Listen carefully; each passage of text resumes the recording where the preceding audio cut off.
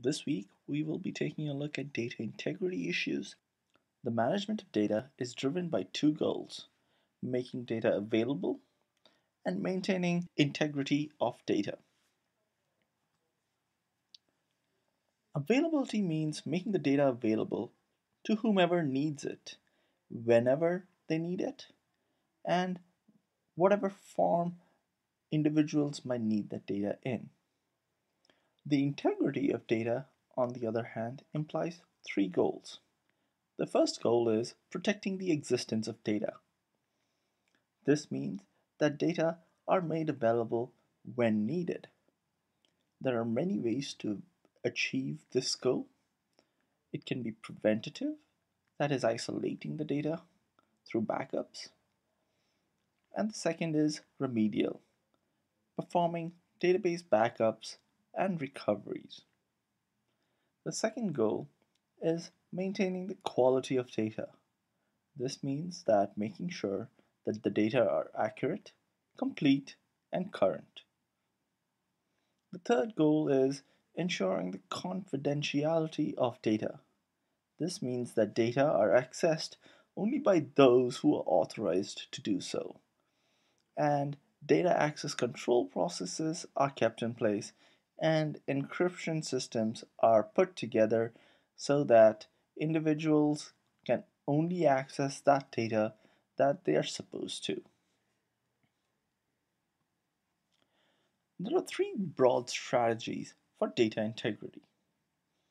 Legal strategies are externally imposed, and they consist of laws, rules, and regulations.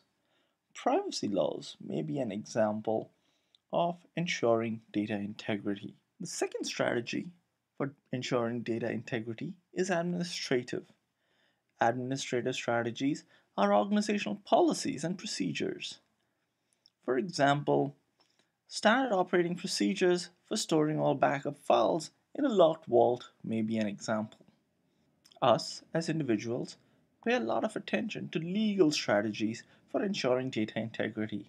We are concerned about, for instance, whether Congress or the Senate has passed any laws that ensure the confidentiality of our information.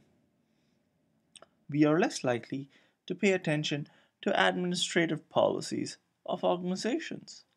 The third strategy for data integrity are technical strategies. Technical strategies are those that are incorporated into the computer system.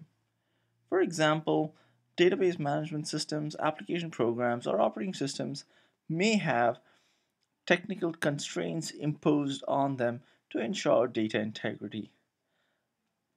The referential integrity constraint in most database management systems is one such technical approach to ensuring data integrity. Our focus is on data stored in multi-user computer databases and technical and administrative strategies for maintaining integrity in computer system environments. This is commonly referred to as database integrity. Transaction management focuses on ensuring that transactions are correctly recorded in the database. The transaction manager is the element of a database management system that processes transactions. A transaction is a series of actions to be taken on the database such that they must be entirely completed or entirely aborted. A transaction can be thought of as a logical unit of work. Transaction managers are designed to accomplish the ACID: atomicity, consistency, isolation, and durability concept. Atomicity: if a transaction has two or more discrete pieces of information, either all of the pieces are committed or none are. This refers to the goal of the transaction manager to ensure that the entire transaction gets processed and accomplished.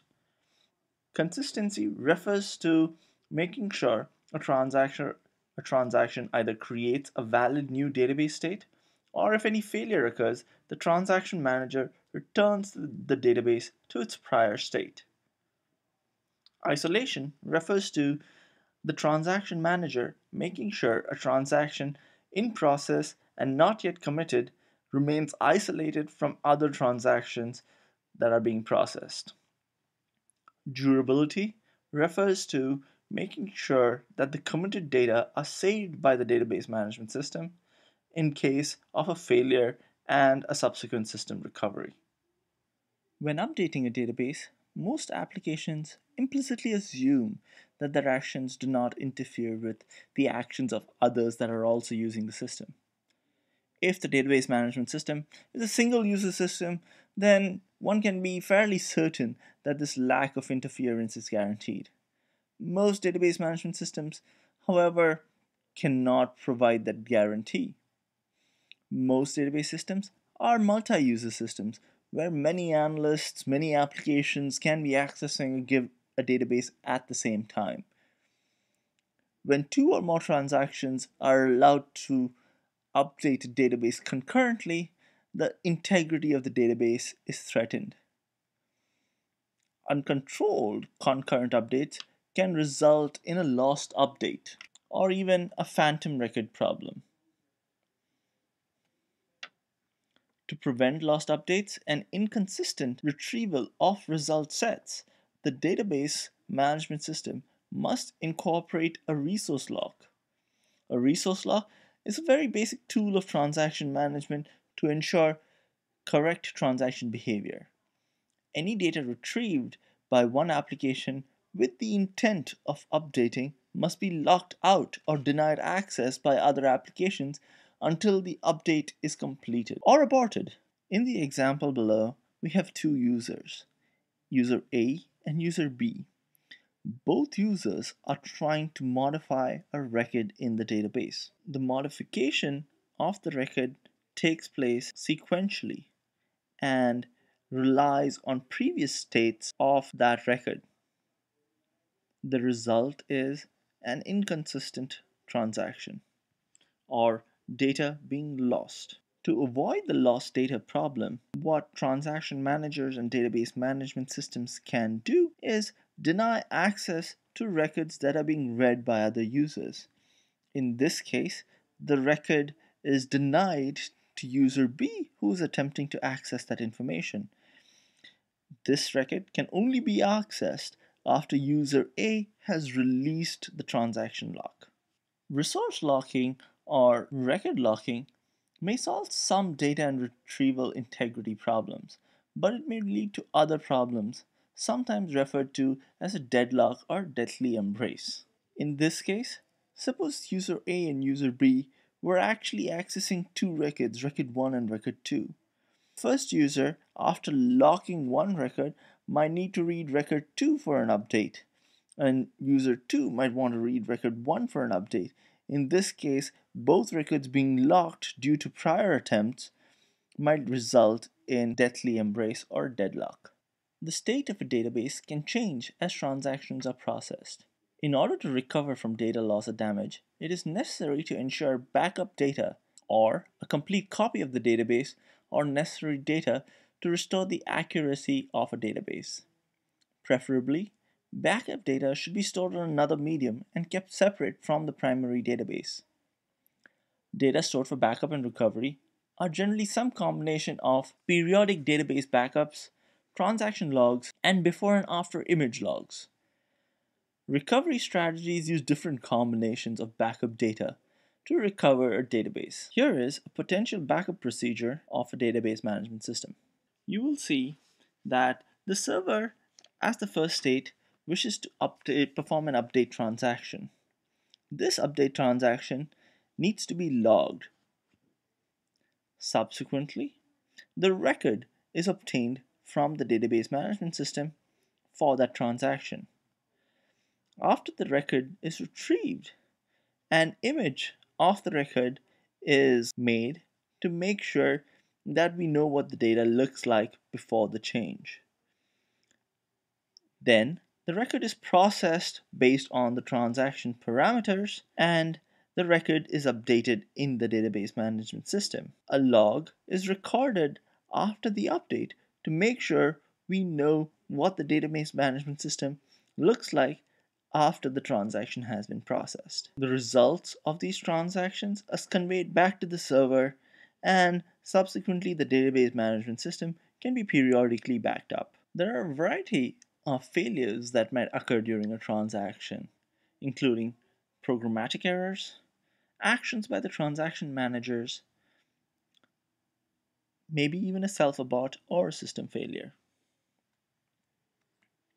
The type of recovery strategy or procedure used in a given situation depends on the nature of the data loss and the type of backup data available and the sophistication of the database management system's recovery facilities. One could easily switch to a duplicate database. This is the technology approach advocated by RAID. Another option is to perform a backup recovery or a rollback, and this would mean returning the database management system or the database to a prior state by applying all the before images that have been taken. One could also perform a forward recovery or a roll forward. A roll forward is to apply the after images to a prior backup and reprocess all transactions that were committed prior to the failure. The second integrity goal is to maintain data quality, which typically means keeping data accurate, complete, and current. Poor quality data have several detrimental effects. In fact, poor quality data may impact customer service when there is dissatisfaction with poor and inaccurate information or lack of appropriate information. High data quality can be ensured by imposing constraints on the integrity of data. These constraints can take a variety of different forms, ranging from type, size, values, range, and many, many more. Type, for instance, means that making sure the data item is of actually a specific data type. For instance, ensuring that the data type is in fact numeric, or if it is integer, it is in fact integer and not of another data type. Size, making sure that the data item does fall within a minimum and a maximum range or size of the data item. One important aspect of data integrity is ensuring that the data is secure. There are two processes that are very important to ensure data integrity and the security of data. The first one is that of authentication, and the second one is that of authorization. The following model is a general model of data security. You will notice both the authentication and authorization processes depicted here. In this case, on the left hand side, you see the user, and the user requires access to a database. And so we have a user ID that is entered by the user in addition to a password. This user ID and password combination is checked against authentication tables. These authentication tables keep track of users and whether they have access to the database system. If a user's database access is denied, they are returned back to the login screen. If, on the other hand, the user is granted access to the database system, one needs to make sure that the user can access only that data that he is authorized to. This is an authorization check, and this is based on the retrieval request of the user. If the request is denied, the user is informed that they are denied.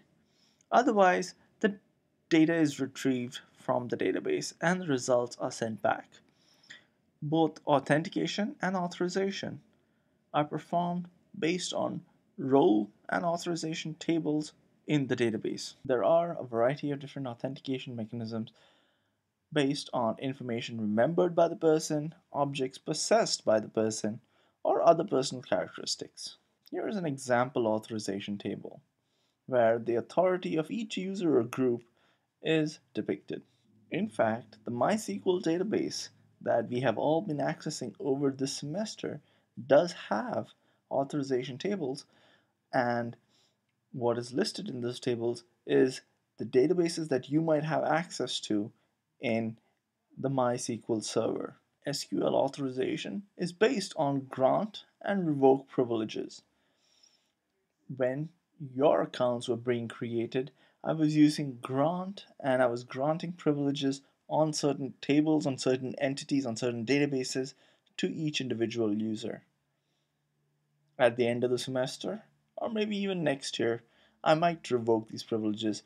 Again, this is based on how routine maintenance is on these servers. A firewall is another way to ensure data integrity and to protect the database. A firewall is a device placed between an organization's network and the internet, and the firewall monitors and controls the traffic between the internet and the intranet or the organizational network. Uh, a firewall can be configured to do many things. Uh, Specifically, it can restrict access to specific applications, so database requests from outside the organization's intranet would not be allowed into the organization via the firewall. Another approach could be to restrict packets to those with designated IP addresses. Encryption is another way to ensure data integrity. Encryption is really as old as writing and is associated with the earliest ciphers. Sensitive information needs to remain secure, and one way to ensure that security is to make sure that the text or the information that is being transmitted cannot be understood by people who try to access it um, other than the individual who is supposed to receive that information. Encryption actually hides the meaning of the message. It does not hide the information itself, but it hides the meaning of that information. And decryption actually reveals the meaning of the encrypted message. Public key encryption is really the way encryption is performed on the internet, on the World Wide Web. In public key encryption, there are actually two keys. There is a key known as the public key, and there is a private key.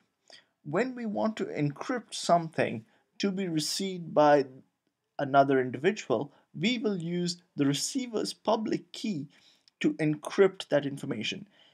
The public key means exactly that. The key for encrypting the information is in fact public. It is distributed to everyone. Everyone can access that key.